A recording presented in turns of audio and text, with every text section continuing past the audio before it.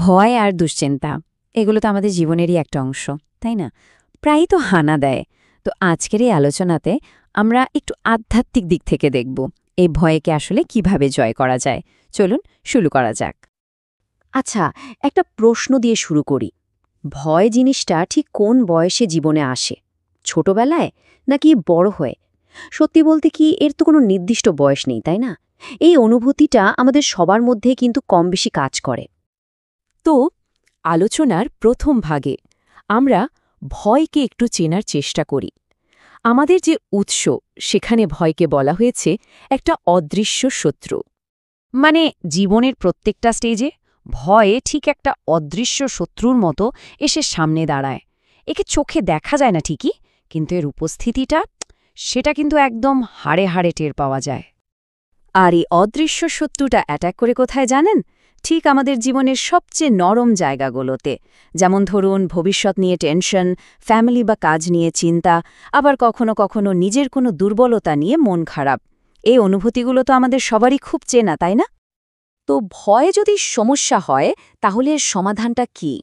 আচ্ছা, এবার আমরা ঈশ্বরের দেয়া একটা দৃঢ় প্রতিশ্রুতির দিকে তাকাবো, যেটার কথা এই উৎসে খুব গুরুত্ব দিয়ে বলা হয়েছে। যিশায়া 41:10 লেখা আছে, ভয় করো না, কারণ আমি তোমার সঙ্গে আছি। হতাশ হয়েও না, কারণ আমিই তোমার ঈশ্বর। আমি তোমাকে শক্তিশালী করব, হ্যাঁ, আমিই তোমাকে সাহায্য করব। আমি আমার ধার্মিক ডান হাত দিয়ে তোমাকে ধরে রাখব। এই কথাগুলোই কিন্তু আমাদের আজকের আলোচনার একদম কেন্দ্রে রয়েছে। আর দেখুন, এখানে সবচেয়ে গুরুত্বপূর্ণ ব্যাপারটা হলো, এই কথাগুলো কিন্তু শুধু মন ভালো করার জন্য বলা কোনো সান্ত্বনা নয়, একদমই না। এটাকে ঈশ্বরের পক্ষ থেকে একটা সলিড প্রমিস বা প্রতিজ্ঞা হিসেবে তুলে ধরা হয়েছে। এই যে প্রমিসটা, এটাকে আমরা 3টে ভাগে ভেঙে দেখতে পারি। প্রথমটা হলো, আমি তোমাকে শক্তিশালী করব, মানে যখন শক্তি কমে আসবে তখন তিনিই হবেন শক্তির উৎস। দ্বিতীয়টা, আমি তোমাকে সাহায্য করব, মানে যখনই সাহায্যের দরকার হবে তিনি পাশে থাকবেন। আর 3 নম্বরটা হলো, আমি তোমাকে ধরে রাখব, মানে যখন পড়ে যাওয়ার ভয় থাকবে তখন তিনিই হবেন অবলম্বন। কিন্তু এই প্রতিশ্রুতির ওপর ভরসা রাখতে গেলে তো বিশ্বাস লাগবে, তাই না? এখন প্রশ্ন হলো, এই যে বিশ্বাস বা ফেথ, এটার আসল মানেটা কি? চলুন পরের অংশে এই ব্যাপারটা একটু পরিষ্কার করে নেওয়া যাক।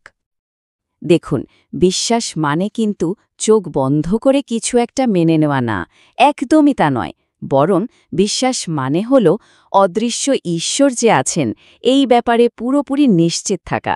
একটা হলো জাস্ট একটা ধারণা, আর অন্যটা হলো একদম ভেতর থেকে আসা একটা দৃঢ় প্রত্যয়।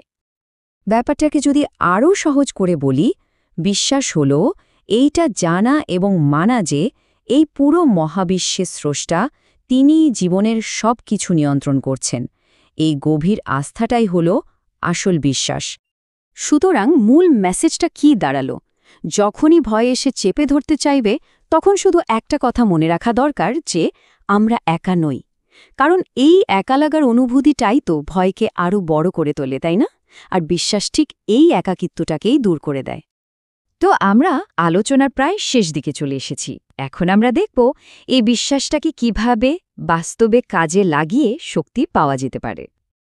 আমাদের উৎস বলছে, যখন ভয় আসবে তখন 3টে কাজ করা যেতে পারে। 1. প্রার্থনা করা, 2. বাইবেল পড়া, আর 3 নম্বর ঈশ্বরের সেই শক্ত প্রতিজ্ঞাটার কথা বারবার মনে করা। তাহলে পুরো আলোচনার সারমর্মটা কি? এটাই যে ভয়কে হারানোর আসল উপায় হল বিশ্বাসে একদম শক্ত থাকা। বিশেষ করে যখন খুব দুর্বল লাগে, তখন এই বিশ্বাসটাই কিন্তু সবচেয়ে বড় শক্তি হয়ে দাঁড়ায়। আর একদম শেষে এই অসাধারণ উপমাটা নিয়ে একটু ভাবা যাক। বলা হচ্ছে, বিশ্বাস হলো একটা সেতুর মতো, যে সেতুটা আমাদের দুর্বলতাকে ঈশ্বরের বিশাল শক্তির সঙ্গে জুড়ে দেয়।